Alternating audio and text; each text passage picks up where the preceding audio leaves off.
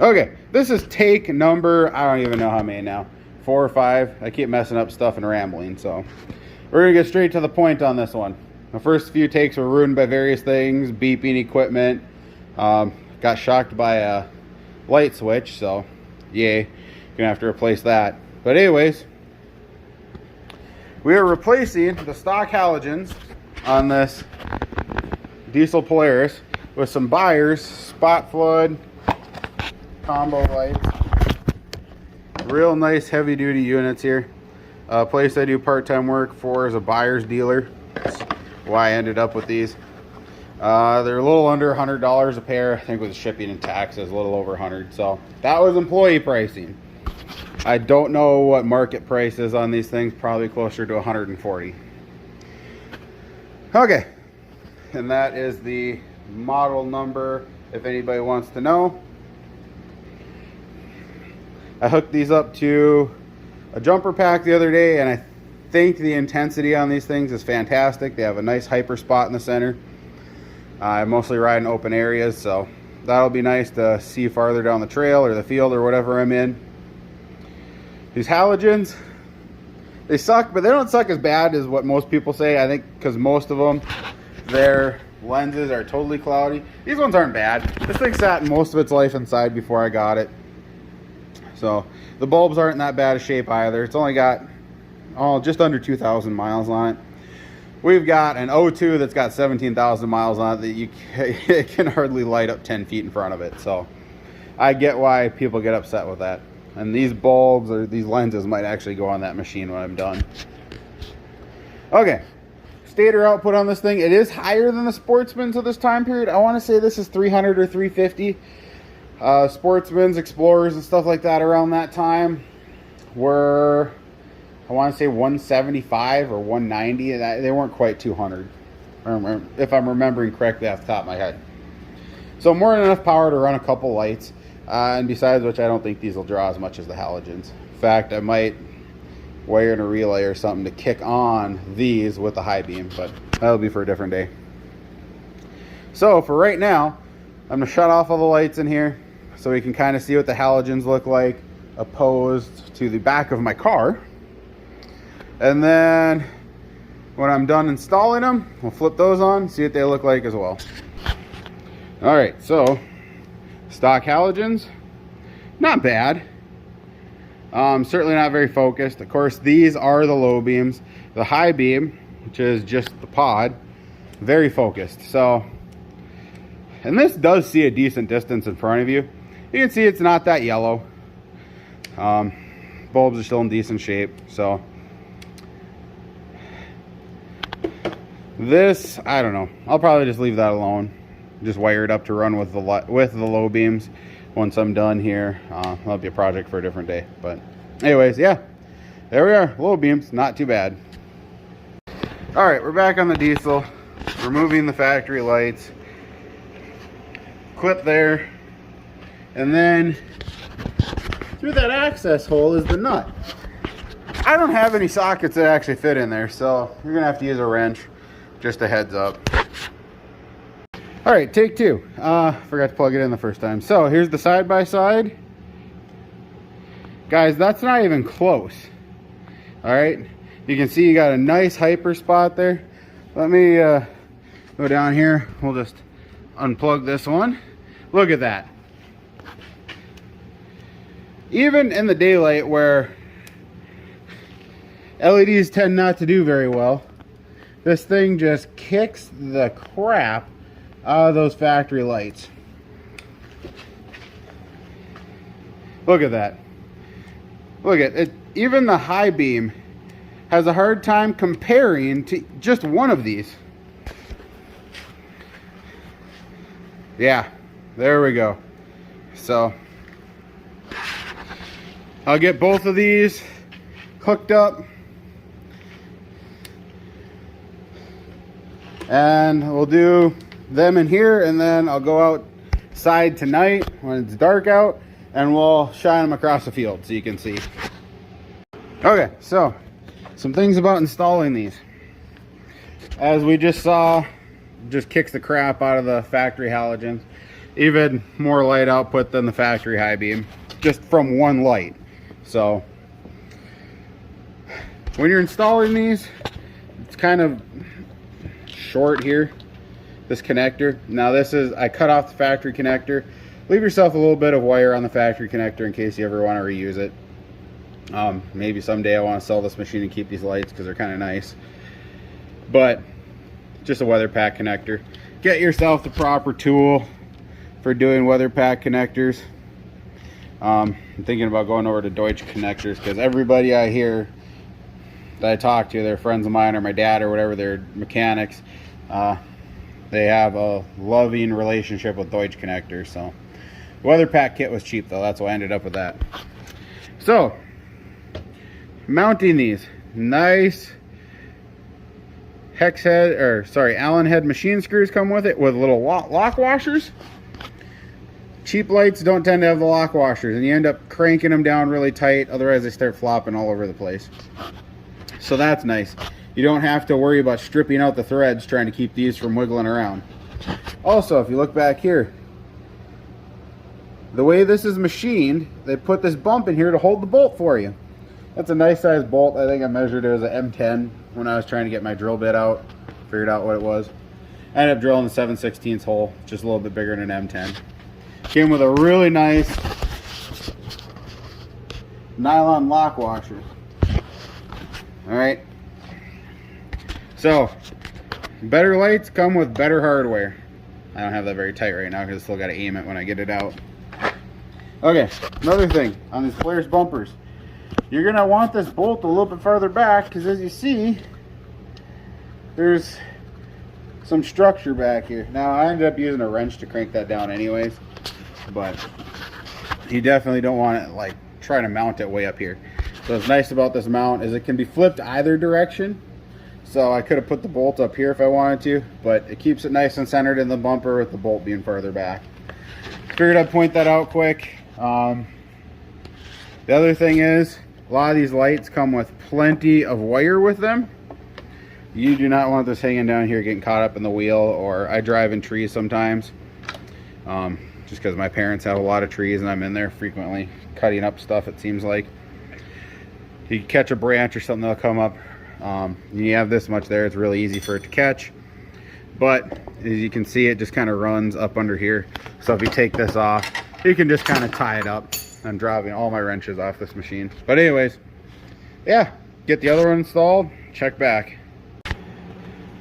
All right, here's both of them. Wow, that is bright. Now compare that to the high beam. Oof. Have to get out tonight and aim these, and then we'll drive it around a little bit and see how bright these really are. Alright, so I got the lights on the diesel here. We got them aimed. We've got this long driveway. You can see down there in the middle where the trees are, it's kind of dark. I'm hoping this is low enough light so you can really see the differences. Because it's getting late and I'd rather go inside and relax a little here. So, for comparison, we've got my stock, highly stock lighting, 17850 Sportsman. Does have some goodies in the suspension, some high lifter stuff. But anyways, so unfortunately we do have the light off the shop here, so turn that on. So that's the low beams on the Sportsman. That's the high beam. Now I don't know if all 850s are like this or if the previous owner did this. My buddy's 570, about the same year, doesn't do this. It keeps the low beams on with the high beam. Not quite sure there. It's gonna have to be adjusted up somehow. I don't know what the adjustment procedure on that is yet. Okay, so this is all three on this 850. This here is a General. It's my friend's. He left it here for me to test out and just general kind of have fun with. That is a Polaris brand light bar. It looks like it's a 10 or 12 inch bar. stock halogens. We're going to go ahead and turn those on. Okay. You can see that it lights up a little bit more than my 850 does. Got a little bit better spread. That's the high beams. And then that's the light bar. You can see it floods out quite a bit more. Okay. So I'm going to turn off all the other lights here. So out of all these, the 850 is kind of weak. It's not bad for factory lighting, but you're definitely not going to want to be doing any trails too fast. Okay. So we're going to flip on the Polaris bar. We're going to flip on, well, yeah. So that's full blast on the general. All right, so I flipped this on. This is the high beam. Okay, so fairly weak. This is these pods I just put on this thing.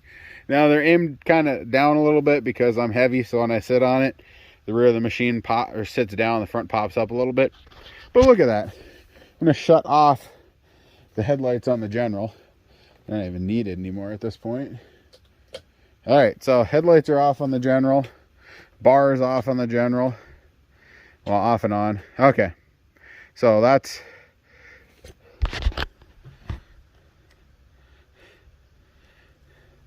just the bar on the general. We're gonna shut that off again.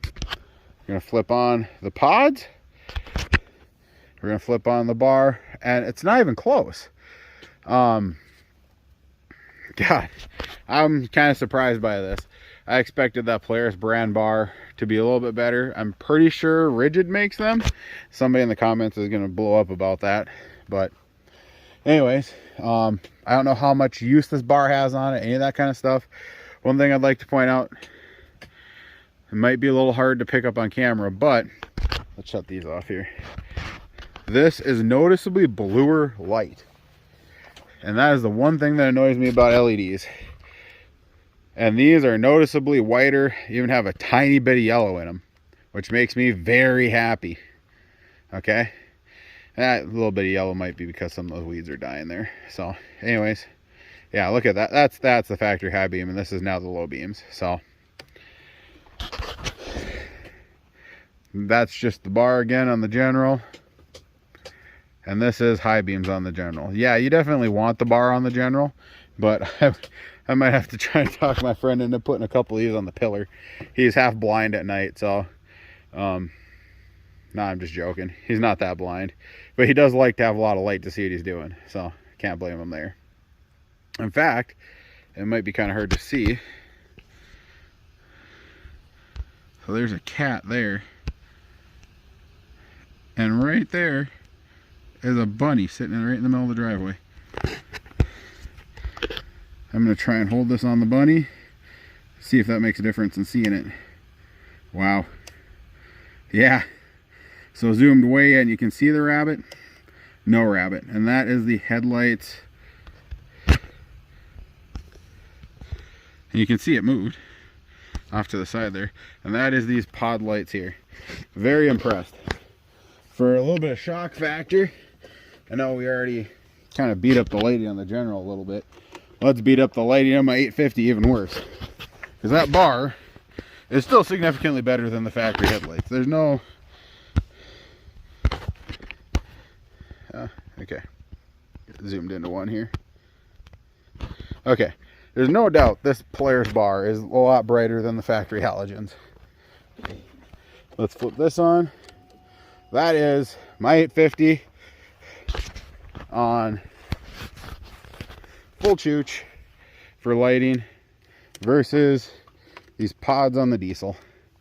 Wow. It borderline drowns them out. The only reason they're not drowned out there is because the general is kind of blocking the light there. So wow, very impressed by these two pods. So anyways, there's the comparison. I'm gonna go take this, I'm gonna drive it around to the field so you can see kind of what do these things do from a distance? I'm going to go there, kind of go down by the neighbor's house. I'm going to shoot up towards this ash tree here. I'm going to go down, way down there, and I'm going to shoot this direction towards these pine trees. So let's go try that out. All right, so there's those pine trees. You can see the silhouette. That's the high beam on this. And let's go to low. Wow. Those pine trees are pretty far away and it's picking them up. Even on my camera pretty easily. And this isn't in night mode or anything like this. It's a Samsung S21. It's just in standard mode with one-time zoom. The only time I zoomed in was on that rabbit. So, yeah, you can all decide for yourselves. I'll go grab that general and I'll do the same shot here.